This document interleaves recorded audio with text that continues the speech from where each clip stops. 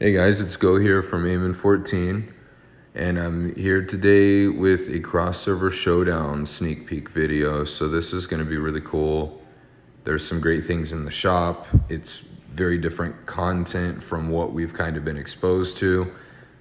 You can see by the matchup that, yeah, there's 4 families. You can compare it to Family Brawl a little bit in that way, but it is different. So you'll start off with choosing the family that you would like to go against, and that will take you to another selection page that I'll show here in just a few. But before you want to do that, you want to, highlight your family. Just click on your family that you're wanting to fight, and then go down to the class selection below, and you'll see that the Berserker tab is selected right now. So this does not force you to be a warrior, right? And Gorilla doesn't force you to be an archer, and Exorcist doesn't force you to be a mage. These are just across the board stat buffs that you'll get when you choose this class. So if you're going into the cross server showdown and you want to focus on PvP, then you'll want to choose Berserker regardless of your class that you're using. Now the Gorilla, I don't know. I feel like this is going to be kind of niche. Of course, I've never actually played this event, so I can't really, sit here and act like I can tell you that I can see the full value in this, because I haven't even had a chance to use it in the game. But just compared, to the 20% across the board PvP stat buffs, I just feel like it's pretty unlikely that this is going to be really useful. Maybe the default speed bonus and the attack range is, like I said, it could be something really niche. This has only been out for a day in SEA, and I need more time to also play it myself to be able to speak on this class. But again, you have 20% across the board stats for PvP. I feel like that's going to be extremely popular. And then you have the Exorcist that is the same as Berserker, just for PvE. So the way that it works is you have, let me skip through this shop real quick. You have these different areas of the map that you can choose to go to. So you have the Candy Paradise, the Lich Kingdom, the Capital of Light, the Shroomy City, and the Forgotten Ruins. I'm really sorry about the quality of the pictures, by the way. The quality got lost somewhere on the way that when they got sent over to me, and I couldn't really get it to polish up any better than how it came. So just kind of bear with me on that. I'm just working with what I have at the moment to help you guys get a little jump on the content before it comes.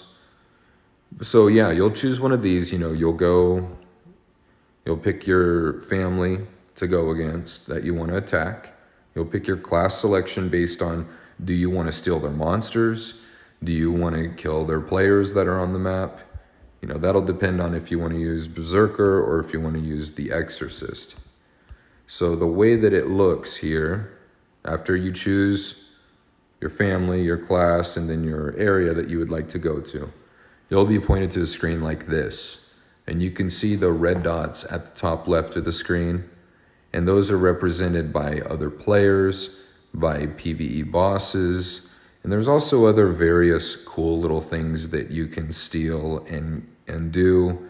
I will try to provide some updates in the comments as I get fed some information, but it just came out on reset for them.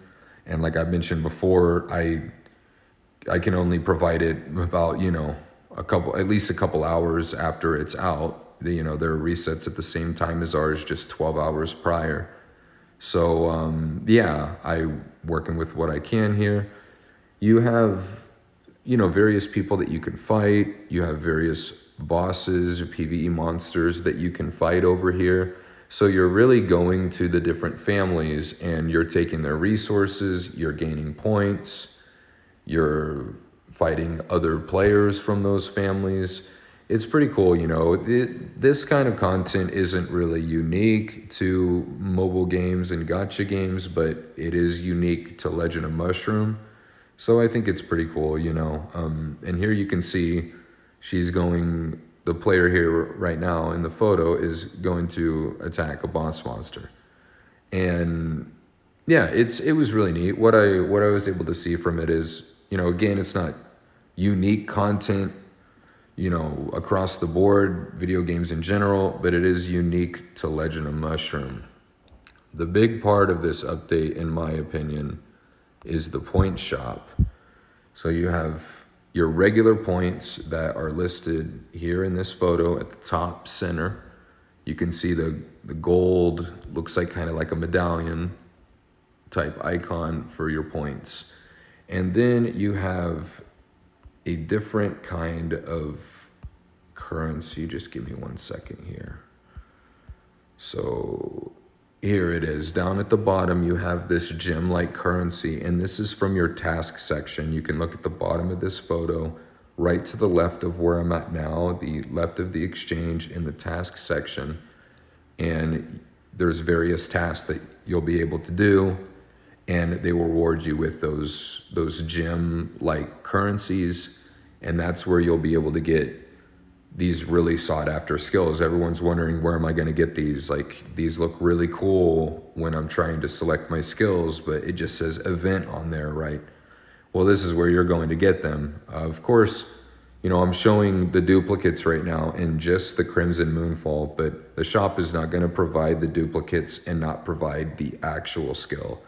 So all of them are available, and there's also a random red soul selector 1 that is available as well. It's not a selector 2 that you will be able to use for a pink fusion, but you will be able to fill in some of your empty red soul slots if that's what you'd like to do with your points. It costs twice as much as the skills. In my opinion, from what I can see, it would be better to focus the skills here with 2,000 points, because this is not like the Worldly Snare video where I was not sure how it would perform.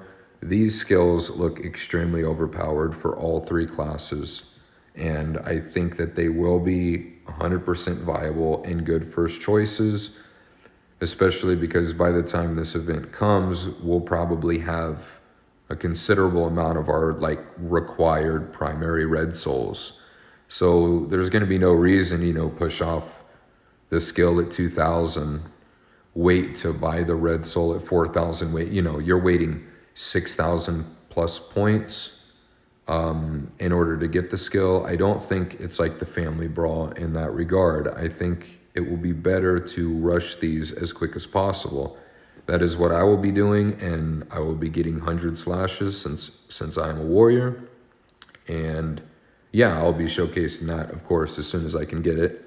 If you guys would like to save your points and just kind of feel it out, let me bite the bullet on it and check it out for you. And maybe the red soul for some reason is going to be better, but I really doubt it in this situation, because these skills are better than the Family Brawl skills.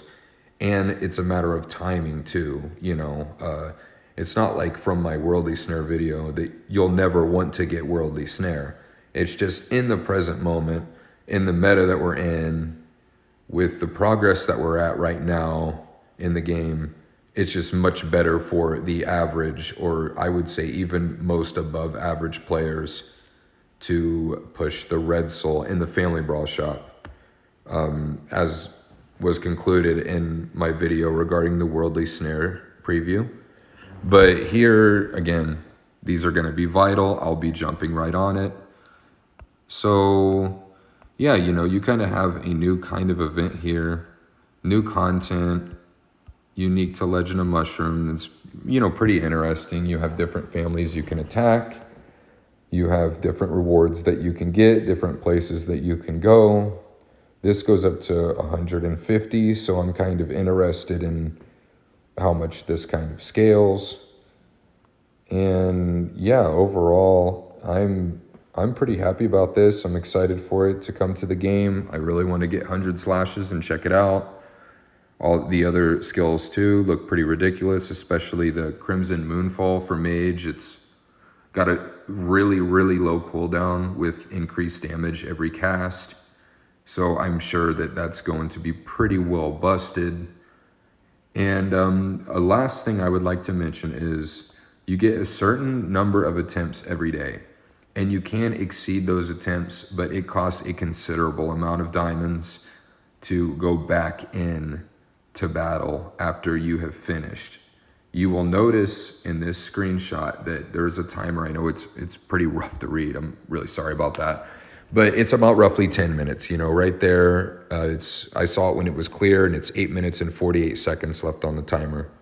So it's about the length of a grumpy big head fight that you're given to be in there fighting bosses, fighting players, earning points, completing the task shown at the bottom center. Those tasks giving you your kind of gold, red, or gold and blue gem kind of currency. So yeah, thanks very much for watching, you guys. I hope that this helps, and I'm really excited for this. I will definitely be making a video on the 100 slashes whenever it comes out.